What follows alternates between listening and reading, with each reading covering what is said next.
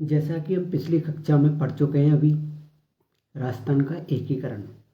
राजस्थान के एकीकरण के तहत मैंने आपको इससे पहले वाली क्लास में बताया था प्रथम चरण और द्वितीय चरण के बारे में। हम सभी जानते हैं कि राजस्थान का एकीकरण 7 चरणों में हुआ था।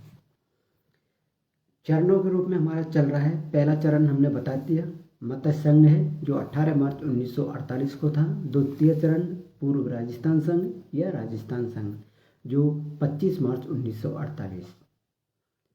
आज की क्लास के अंदर संपूर्ण राजस्थान के एकीकरण को कंप्लीट करने का प्रयास किया जाएगा। चलिए शुरू करते हैं। तृतीय चरण। तृतीय चरण के अंदर 18 अप्रैल 1948, इसको संयुक्त राजस्थान संघ के नाम से जानते हैं।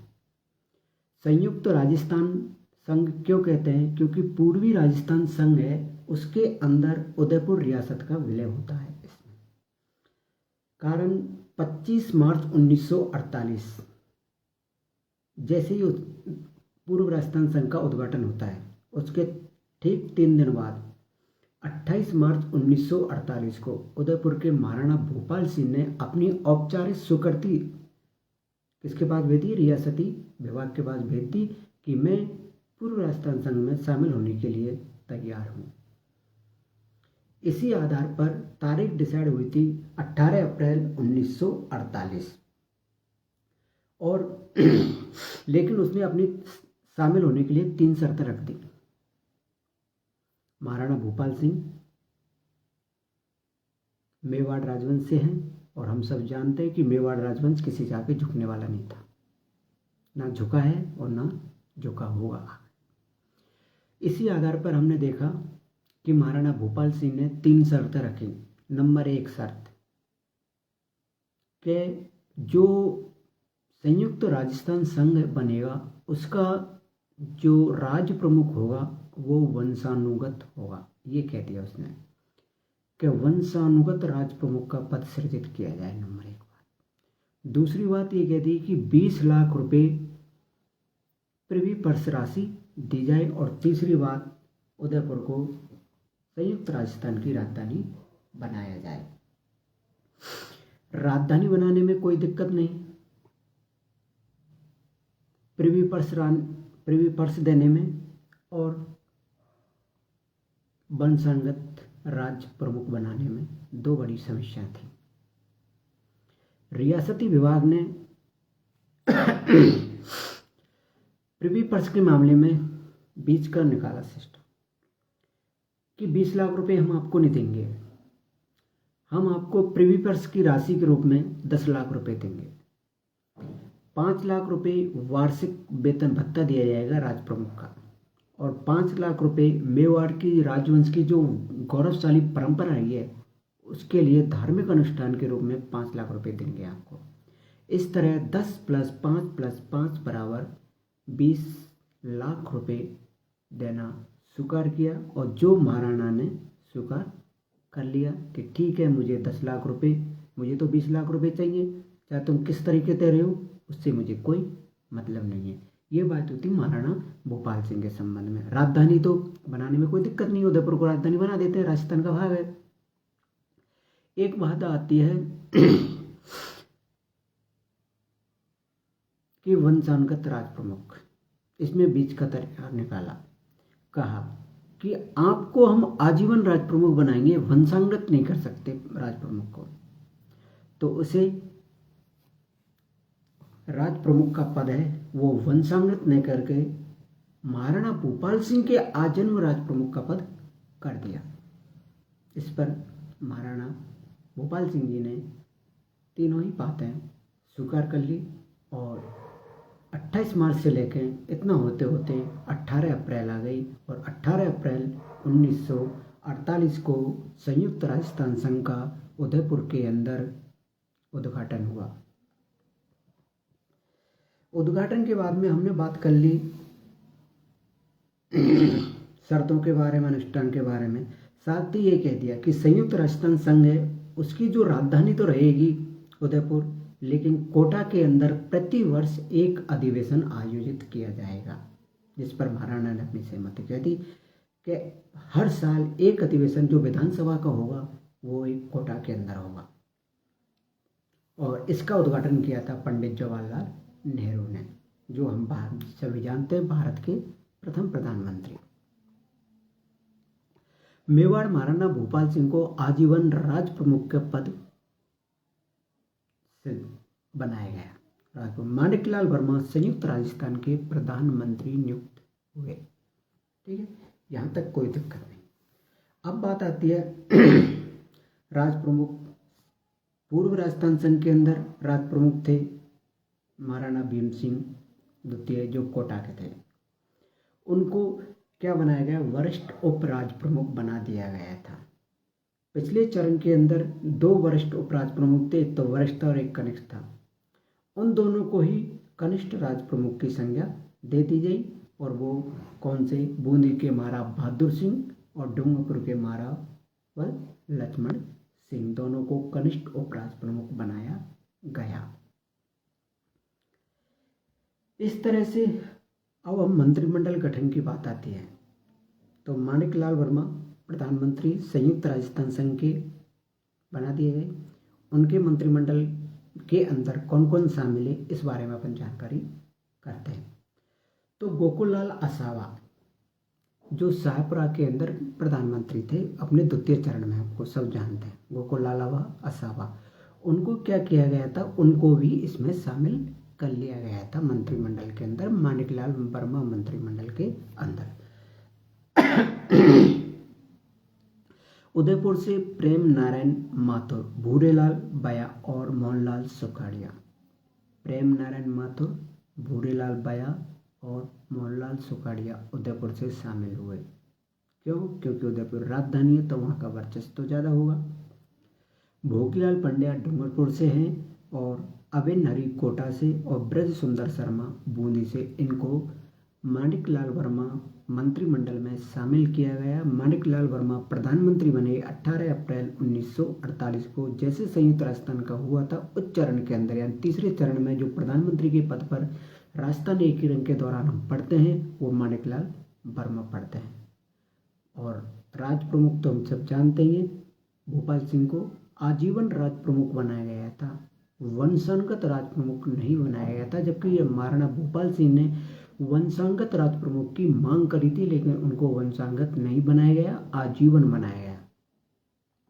ये जो माणिकलाल वर्मा मंत्रिमंडल था वो 11 महीने तक कार्यरत रहा था और यह मंत्रिमंडल पूर्णतः प्रजामंडल के प्रतिनिधियों में से गठित था, यानी कि पूरी तरह से प्रजामंडल के प्रतिनिधि थे। इनका रियासतों के से कोई प्रतिनिधि नहीं था, यानी प्रजामंडल के जो कार्यकर्ता थे उनसे ही बना हुआ था ये मंडल पूरी तरह से। ब्रज सुंदर शर्मा बूंदी कोटा से अविन हरी, हम जानते हैं कोटा और हाड़ौती प्रजामंडल की स्थापना करने वाले अविन हरी है। ब्रज सुंदर शर्मा ये बूंदी से हैं और मोहनलाल सुखाड़िया, भूरेलाल बया, प्रेम नारायण माथुर ये उदयपुर प्रजामंडल से थे। गोकुललाल असावा शाहपुरा से, भोगलाल पंड्या डूंगरपुर से, अविन हरी कोटा से हमने पढ़ चुके हैं। ये माणिकलाल वर्मा मंत्रिमंडल में तृतीय चरण का उद्घाटन करता पंडित जवाहरलाल नेहरू, राजधानी उदयपुर। अब क्षेत्रफल की बात आती है कि तृतीय चरण का क्षेत्रफल कितना था, 29,777 वर्ग मील, 29,777 वर्ग मील। जनसंख्या 42.60 लाख 42.60 लाख यहाँ की जनसंख्या थी। किसकी? संयुक्त राजस्थान संघ, जिसमें पूर्व राजस्थान में उदयपुर को मिलाया। उस दौरान होती 42.60 लाख जनसंख्या और वार्षिक आय 3.16 करोड़ रुपए इनकी वार्षिक आय हुई। इस तरह से हमारा तृतीय चरण यानी संयुक्त राजस्थान संघ कंप्लीट होता है। क्वेश्चन क्या बनता है, राजधानी क्या थी? उदयपुर। कब गठित हुआ था? 18 अप्रैल 1948। राज प्रमुख कौन? भूपाल सिंह। प्रधानमंत्री कौन? माणिकलाल वर्मा। राजधानी जयपुर। मंत्रिमंडल में कौन कौन शामिल हुए?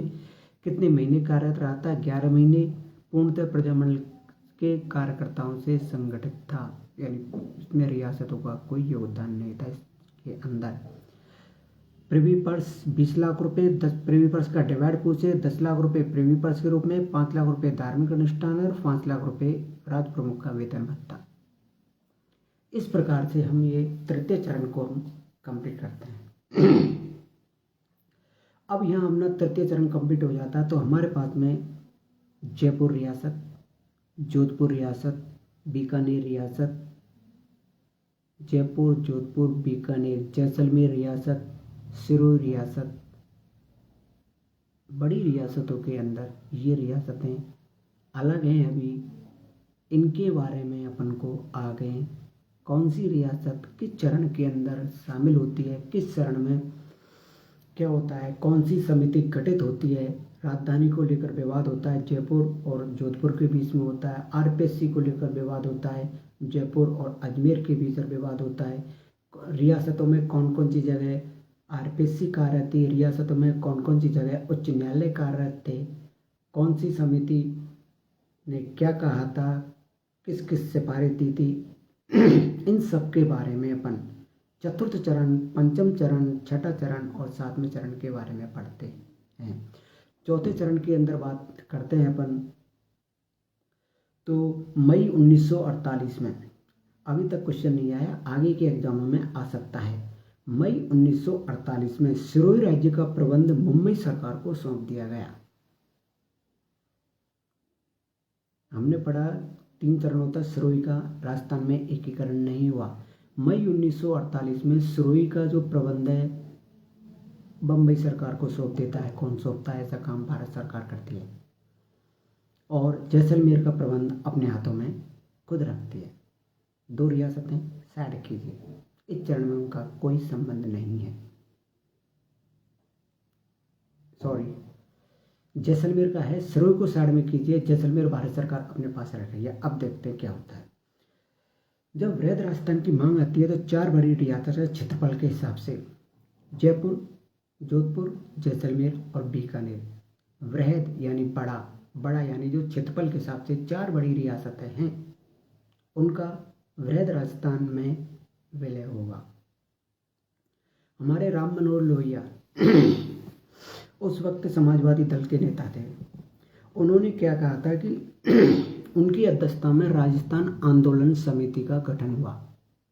उसने मांग करी, क्या मांग करी थी कि जयपुर, जोधपुर, जैसलमेर, बीकानेर, मतक संघ, इस सबको मिलाकर एक वृहद राजस्थान का निर्माण किया जाए। ऐसी समिति, राजस्थान आंदोलन समिति किसकी अध्यक्षता में गठित हुई थी? राम मनोहर लोहिया की अध्यक्षता में, समाजवादी दल के नेता थे, उनकी अध्यक्षता में थी। उसने मांग करी थी और सरदार वल्लभ भाई पटेल ने 14 जनवरी 1949 को, किसने? सरदार वल्लभ भाई पटेल ने 14 जनवरी 1949 को उदयपुर के अंदर ये घोषणा की कि वृहद राजस्थान का निर्माण हुआ। ठीक है, 14 जनवरी 1949 को जनवरी को घोषणा कर दी वृहद राजस्थान।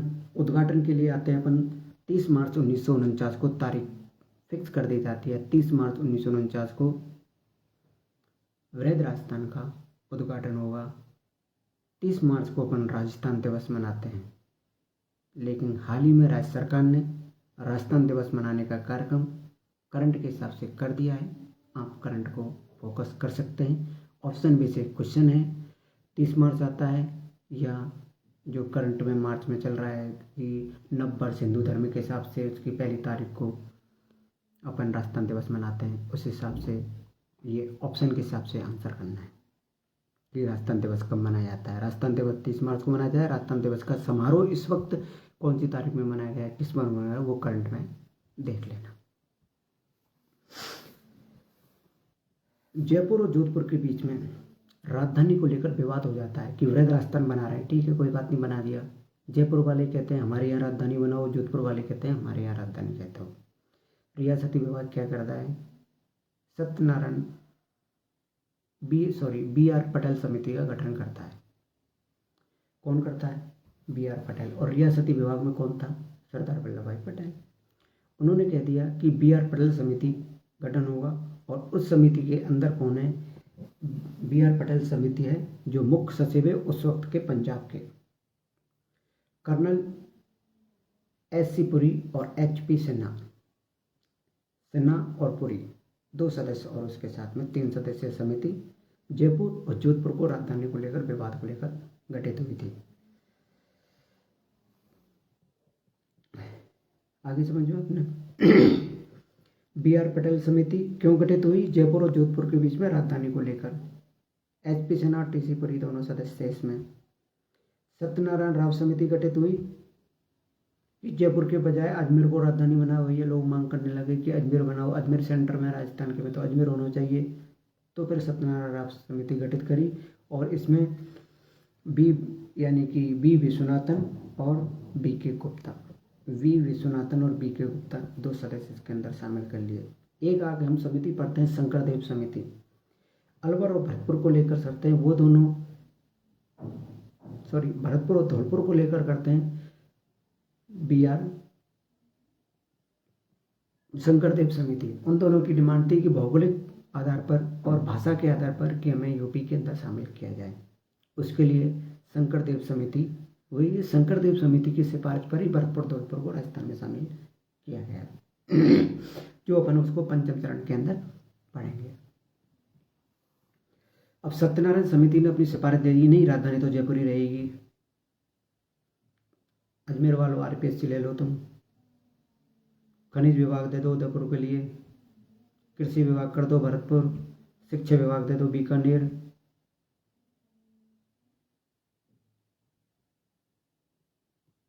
शिक्षा विभाग बीकानेर दे दिया, खनिज विभाग उदयपुर दे दिया, कृषि विभाग भरतपुर में दिए जाने की सिफारिश करती है और सारी सिफारिश को स्वीकार कर लिया गया। ठीक है, सभी बात सही है। सत्यनारायण समिति सही कहती है कि उसमें 2 सदस्य भी हैं। सत्यनारायण पंजाब को है, वो बाहर के व्यक्ति है, हम उन पर विश्वास करते हैं और जयपुर को राजधानी मान लिया जाता है। इस प्रकार से जब ये हुआ, हमने पहले कहते थे राज प्रमुख को आजन्म करें। अब महाराणा भोपाल सिंह जी राज प्रमुख तो रहे ही नहीं, क्योंकि चरण पढ़ रहे हैं अपन। चौथा चरण वृहद राजस्थान जयपुर है और जयपुर को राजधानी बना दिया तो यहाँ के लोगों की चलेगी। कह दी भैया जयपुर के महाराजा मान सिंह जी, आपको आजीवन जीवन पर्यंत राज प्रमुख का पद दिया जाता है।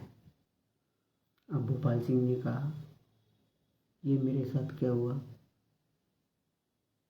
कुछ दिन पहले मुझे आजन्म राज प्रमुख बनाया था, अब आपको भी बना दिया महाराजा जी। ठीक है, आपके लिए करते हैं हम। आप राज प्रमुख नहीं हो, आप महाराज प्रमुख हो, यानी राजाओं के भी राजा हो। तो भोपाल सिंह जी तैयार हो गए, ठीक है मुझे महाराज प्रमुख बना दो। जोधपुर के महाराजा थे हनुमंत सिंह जी और कोटा महाराज भीम सिंह जी को वरिष्ठ उपराज प्रमुख बना दिया गया। और दोनों भाई वो दोनों चल रहे हैं डूंगरपुर और बूंदी के, बूंदी को बहादुर सिंह और डूंगरपुर को लक्ष्मण सिंह। ठीक है, तुम कनिष्ठ उपराज प्रमुख ही रहो। वरिष्ठ तो 2 बना दिए दोनों, हनुमंत सिंह और भीम सिंह वरिष्ठ उपराज प्रमुख, जबकि कनिष्ठ उपराज प्रमुख बहादुर सिंह लक्ष्मण सिंह। जब वृहद राजस्थान का गठन हुआ था उस वक्त राजस्थान के अंदर जयपुर, जोधपुर, उदयपुर, बीकानेर और अलवर, जयपुर, जोधपुर, उदयपुर, बीकानेर और अलवर 5 रियासतों में, ये 5 रियासतों में उच्च न्यायालय कार्यरत था। इस उच्च न्यायालय को राजस्थान अध्यादेश, कौन सा उच्च न्यायालय अध्यादेश 1949, राजस्थान उच्च न्यायालय अध्यादेश 1949 अध्यादेश जारी करने की राज्यपाल की शक्ति है। और वो बताइए कितने में? 213 के अंदर राज्यपाल अध्यादेश जारी करता है, जबकि राष्ट्रपति 123 में अध्यादेश जारी करता है। अध्यादेश का प्रभाव वही होता है जो किसी विधेयक के द्वारा पारित होने के बाद में वो प्रभावित होता है। बस अध्यादेश के समय यह कि उसको जैसी सत्र सभा में हो तो उसमें वो पारित होना चाहिए, नहीं होता तो उससे पहले जो काम होते हैं वो भी वैलिड होते हैं, अवैधानिक नहीं होते हैं। समाप्त कर दिया। RPSC कहाँ का कार्यरत थी बताइए? जयपुर, जोधपुर और बीकानेर में 3 जगह RPSC कार्यरत थी। हमारा चतुर्थ चरण वृहद राजस्थान संघ इस तरह से हमारा ये होता है। लेकिन अब इसमें बात करते हैं, हीरालाल शास्त्री जी को मुख्यमंत्री बनाया गया है। यहाँ पर प्रधानमंत्री की जगह अपन यहाँ पढ़ते हैं मुख्यमंत्री। मुख्यमंत्री शब्द दिया गया क्योंकि प्रधानमंत्री तो हमारे जवाहरलाल नेहरू जी दिल्ली में बैठे हैं, दिल्ली में भी प्रधानमंत्री, राजस्थान में प्रधानमंत्री, नाम चेंज हो, मुख्यमंत्री करते हैं। 7 अप्रैल 1949 को हीरालाल शास्त्री जी को मुख्यमंत्री बनाया गया। और चलो ठीक है, जयपुर वालों तुमने राजधानी ले ली, इतनी बड़ी चीज़ दे दी,